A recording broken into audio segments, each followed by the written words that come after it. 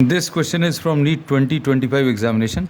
The statement of the problem says kinetic energies of two similar cars A and B are 100 joules and 225 joules. अब kinetic energy of A 100 joules है और kinetic energy of B 225 joules है. On applying brakes, car A stops after traveling a distance of 1000 meters. Distance traveled by A 1000 meters. And the car B stops after traveling 1500. Distance traveled by B 1500 meters. If Fa and Fb are the forces applied by the brakes on the cars A and B respectively, then find the ratio of Fa upon Fb. अब इसमें जो use होगा कि work done is equal to change in kinetic energy.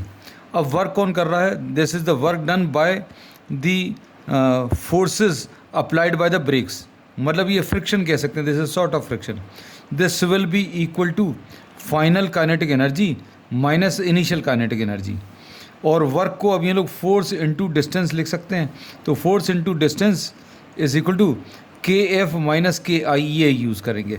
अब सबसे पहले ए के लिए यूज़ करें. F A into D A will be equal to final kinetic energy is zero minus initial kinetic energy of A is 100. अब इसमें F A तो ये लिखा डी ए की value 1000 is equal to minus 100. तो F ए की value minus 100/1000 जिसको अभी हम लोग -1/10 लिख सकते हैं. दिस इज फ्रिक्शनल फोर्स और द अपोजिंग फोर्स और द रिटार्डिंग फोर्स. अब बी के लिए F B into D B will be equal to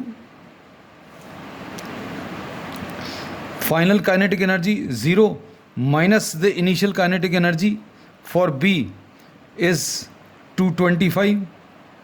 अब F B into D B की वैल्यू 1500 है. This is equal to minus 225. अब ये कितने टाइम्स कैंसिल होगा? 100 15 so F B will be equal to -15/100.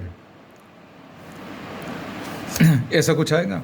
अब इसके बाद F A upon F B value निकालनी है. तो F A upon F B will be equal to F A upon F B will be equal to -1/10 upon -15/100. Minus minus cancel, एक zero cancel, 10/15 यानी ये 2/3 आ जाएगा. And this is given in the fourth option.